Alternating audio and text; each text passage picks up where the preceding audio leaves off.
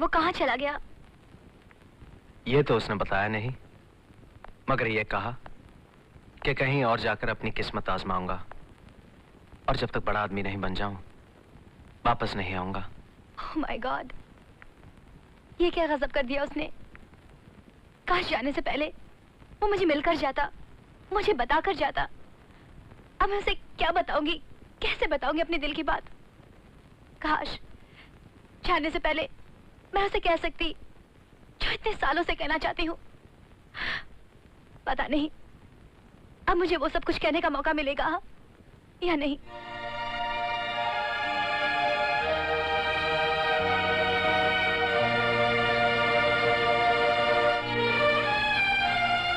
राधा, इस वक्त क्या बात है? बड़ी परेशान लग रही हो। हाँ, मैं बहुत परेशान हूँ। मेरी समझ में नहीं आ रहा मैं क्या करूँ। जब समझ में नहीं आए कि क्या करें तो कुछ नहीं करना चाहिए, सिंपल। मजाक मत करो गीता, मैं आज बहुत सीरियस हूँ। मुझे आज न जाने ऐसा क्यों लग रहा है कि मेरी जिंदगी में अजीब सा तूफान आने वाला है। वैसे आजकल सब मीटरोलॉजिकल रिपोर्ट्स यानी कि मौसम की खबरें गलत ही निकलती हैं। तुम फिक्र मत करो, कोई तूफान नहीं आएगा, मौसम बहुत अच्छा रहेगा। प्लीज गीता, मेरी बात सुनो जो मैं तुमसे कहने आई हूँ। अच्छा बाबा, बोलो। आज गोपाल यहाँ से बहुत दूर चला गया, जिंदगी में कुछ बनने, पैसा कमाने, बड़ा आदमी बनने। ये तो बहुत अच्छी बात है। अच्छी बात है, मैं जानती हूँ, लेकिन वो ये सब मेरे लिए करने गया है। अब तुम ही बताओ मैं क्या करूँ। कृष्णा से जाकर कहो कि तुम उससे मोहब्बत करती हो और गोपाल को सिर्फ एक दोस्त समझती हो। नहीं, मैं कृष्णा से ये नहीं कह सकती कि मैं उसे प्यार करती हूँ। क्यों नहीं कह सकती? इसमें कैसी शर्म, कैसा ईगो? आज सब औरतें जब ये कहती हैं कि मर्दों के बराबर हैं, तो अपनी पसंद का इजहार करने का हक क्या उन्हें नहीं है? जाओ कृष्णा से कहो कि तुम उससे प्यार करती हो। मैं उसे ये नहीं कह सकती। पर क्यों नहीं कह सकती? क्योंकि कृष्णा ही गोपाल का रिश्ता लेके मेरे पापा के पास आया था। कृष्णा तुम्हारे लिए गोपाल का रिश्ता लेकर आया था? हाँ। Oh my god. Dear Radha, मैं जाने से पहले तुम्हें नहीं मिल सका, मुझे माफ करना। और खत इसलिए नहीं लिख सका कि काम की तलाश में सुबह से शाम हो जाती थी। अब मुझे काम के साथ साथ एक बहुत अच्छा इंसान, एक बहुत अच्छा दोस्त भी मिल गया है जो मुझे अपने छोटे भाई से भी ज्यादा समझता है। इस अजनबी से मेरी मुलाकात एक अजीब इत्तेफाक से हुई। मैं यहाँ एक बार में काम कर रहा था।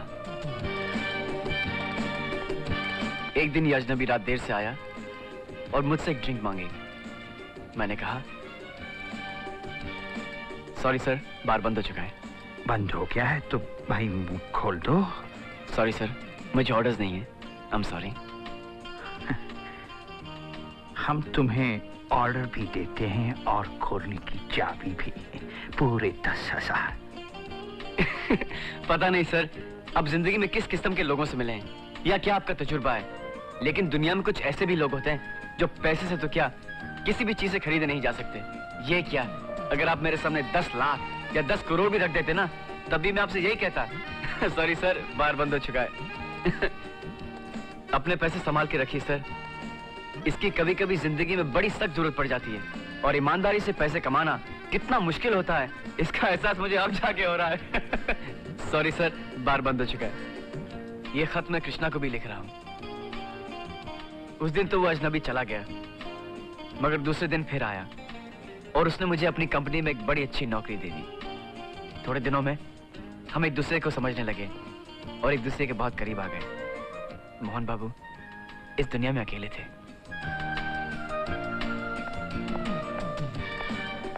सर सर, मैं अपनी तनख्वाह से बहुत खुश हूँ। फिर ये पार्टनरशिप की क्या जरूरत है? और वैसे भी आपने मेरे लिए क्या नहीं किया। गोपाल, पैसे का मुझे भी तुम्हारी तरफ बिल्कुल कोई शौक नहीं था। दिन रात बस इसलिए काम करता था कि बेकारी अकेलेपन का एहसास न दिला सके। जब बेकार बैठता था तो अकेलेपन का एहसास होता था, और जब काम करता था तब सोचता ये सब किस लिए। अब तुम्हारी दोस्ती और तुम्हारे साथ ने उन दोनों चीजों का एहसास खत्म कर दिया है। अपना बेकारी में अकेलेपन का एहसास होता है और ना काम करते वक्त ये ख्याल आता है ये सब किस लिए है। मैं थोड़े ही दिनों में एक फैक्ट्री के उद्घाटन के लिए हैदराबाद जा रहा हूँ। आने के बाद फिर खत लिखूंगा। अपना और राधा का ख्याल रखना। तुम्हारा दोस्त गोपाल।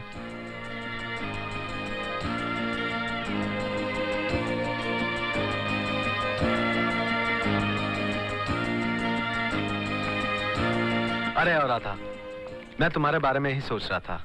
आपने कम से कम मेरे बारे में सोचना तो शुरू किया। Thank you. नहीं, ये बात नहीं है राधा। गोपाल का खत आया था, इसलिए तुम्हारा ख्याल आया। मुझे भी गोपाल का खत आया और इसी सिलसिले में मैं तुमसे बात करने आई हूँ। ये क्या मजाक है, क्या पागलपन है? तुम दोनों ने मेरी पसंद, मेरी जिंदगी के फैसले आपस में बैठ के कर लिए। क्या मुझे मेरी जिंदगी, मेरी पसंद के बारे में फैसला करने का कोई हक नहीं? मैं तुम्हारा मतलब नहीं समझा। मेरा मतलब ये है कि मैंने गोपाल से कभी मोहब्बत नहीं की। मैं उसे सिर्फ एक अच्छा दोस्त समझती हूँ। मगर गोपाल तो यही समझता है कि तुम उससे मोहब्बत करती हो। और सच मानो तो मैं भी यही समझने लगा था। मेरे डैडी ने ठीक ही कहा था कि मोहब्बत करने वाले दिल वही देखते हैं जो चाहते हैं। मुझे ये कहते हुए अच्छा तो नहीं लगता, मगर कहना जरूरी समझती हूँ ताकि सारी गलतफहमियां दूर हो जाए। मैं सिर्फ तुमसे मोहब्बत करती हूँ, करती थी, करती रहूंगी। और तुम मुझसे मोहब्बत करते हो या नहीं, इसका अभी इसी वक्त मुझे हाँ या ना में जवाब चाहिए।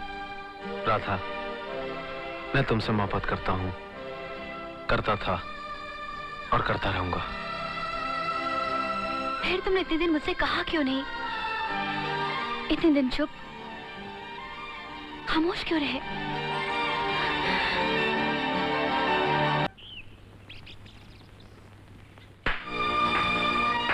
वाह मेरे दोस्त वाह। तुझ जैसे दोस्त अगर इस दुनिया में हो तो दुश्मनों की क्या जरूरत। मुझे अगर इस दुनिया में कोई ख्वाहिश थी, कोई शौक था, तो मोहब्बत की इंतहा देखने की, दोस्ती की इंतहा देखने का। मगर तूने मुझे आज कमीनापन, फरेब और धोखे की इंतहा दिखा दी। मुझ पे इल्जाम लगाने से पहले मेरी बात तो सुन ले गोपाल। मत ले मेरा नाम अपनी गंदी जुबान पर, वरना मैं तेरी जान ले लूंगा।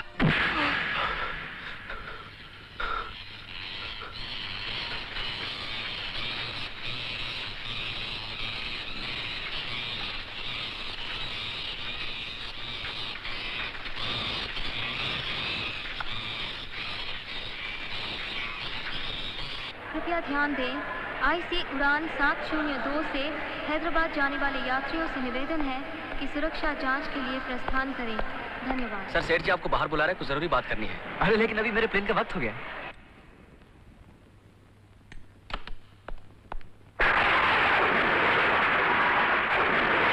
तुम बहुत परेशान लग रहे हो, क्या बात है? क्या हुआ? सब ठीक तो है ना? अरे भाई क्या बात है? क्या हुआ? कुछ बोलो तो।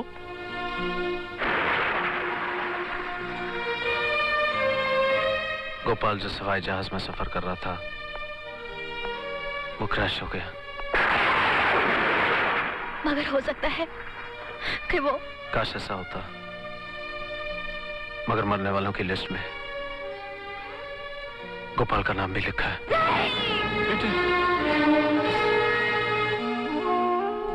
एक दिन मैंने गोपाल से कहा कि बेटा, तू हमेशा अपनी माँ के बारे में पूछता रहता है, कभी तूने अपने उस पाप के बारे में नहीं पूछा जिसने तुझे और तेरी माँ को इतना दुख पहुंचाया है? वो हंस के बोला कि अंकल, मेरा दिल माँ की मोहब्बत, प्यार से इतना भरा हुआ है कि इसमें किसी के लिए नफरत की कोई जगह नहीं है। जो मां से मिला है वही देकर जाना है, वही देकर चला गया। बेटा, हम सब पर उसके प्यार, उसकी मोहब्बत का कर्ज है जो हम कभी नहीं उतार सकते। मैं जब भी उससे कहता कि गोपाल पढ़ लिख कर कुछ बड़ा आदमी बन जा, तो वो हमेशा कहता था कि अंकल, अगर कृष्णा बड़ा आदमी बन गया तो समझो मैं बन गया। मैं और कृष्णा अलग अलग थोड़े ही हैं। बेटा, अब तुम्हें अपने लिए नहीं, उसके लिए बहुत बड़ा आदमी बनना होगा। मैं चलता हूँ खरौना साहब, और आपसे वादा करता हूँ कि उसके हर ख्वाब को मैं हकीकत में बदल दूंगा।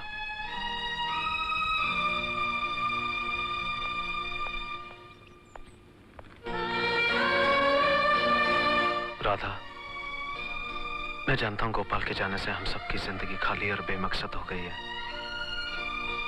मगर ये तो सोचो, गोपाल अपनी जिंदगी जिया कैसे? दुनिया के सारे दुख और दर्द अपने दिल में दबाकर उसने दुनिया को क्या दिया? सिर्फ खुशियां ही खुशियां। तुम तो अच्छी तरह जानते हो कि गोपाल क्या देखना चाहता था। मेरी जिंदगी में सिर्फ कामयाबी ही कामयाबी, और तुम्हारी जिंदगी में सिर्फ खुशियां ही खुशियां। बस राधा, हमें भी अपने दुखों को दबाकर गोपाल के ख्वाब पूरे करने होंगे। हाँ।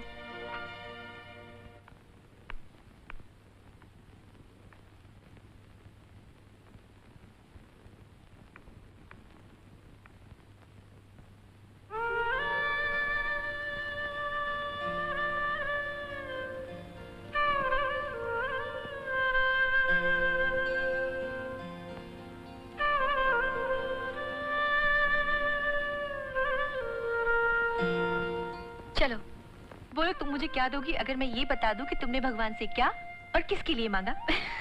अगर बता दोगी तो मैं रियली मान जाऊंगी। तो सुन, पहली बात तो ये कि तुमने अपने लिए कुछ नहीं मांगा, करेक्ट? करेक्ट। और दूसरी बात ये कि तुमने जो भी मांगा कृष्णा के लिए मांगा, करेक्ट? बिल्कुल करेक्ट। मैंने कृष्णा की कामयाबी और उसकी नौकरी के लिए दुआ मांगी है। मगर तुम्हें कैसे पता चला? बिल्कुल सिंपल। जब आदमी अपने लिए कुछ मांगता है ना, तो उसके मन में और चेहरे पर एक परेशानी, एक फिक्र सी दिखाई देती है। पर जब किसी और के लिए कुछ मांगता है तो उसके मन में और चेहरे पर शांति दिखाई देती है। मुझे वो शांति तुम्हारे चेहरे पर दिखाई दी थी और मैं जान गई कि तुमने क्या मांगा है। चलो, वो देखो कृष्णा आ रहा है, तुम उससे बात नहीं करना। हाँ? हेलो। हेलो। आज मैं बहुत दिनों के बाद तुम्हें एक अच्छी खबर सुनाने आया हूँ। अगर अच्छी खबर ये है कि तुम इम्तिहान में पास हो गए हो, तो ये तुम्हारे दिमाग, अक्ल और मेहनत का नतीजा नहीं है। वो तो सब इसकी पूजा और दुआओं का नतीजा है। मिस्टर कृष्णा, अगर आपके पास थोड़ी सी अक्ल या थोड़ा सा दिमाग होता, आप कहीं पहले ये जान गए होते कि मेरी दोस्त आपको कितना चाहती है और आपके बारे में क्या सोचती है। मिस्टर कृष्णा, कुछ बातें ऐसी होती हैं जो कहीं नहीं जाती, बिन कहे समझनी पड़ती हैं। जैसा कि मैं जानती हूँ कि आप दोनों अभी यही चाहते हैं कि मैं आपको अकेला छोड़ दूं, लेकिन कहने की हिम्मत नहीं हो रही। नहीं, ऐसी कोई बात नहीं है। बात तो ऐसी ही है और आप दोनों भी अच्छे से जानते हैं, इसीलिए मैं चली। बाय।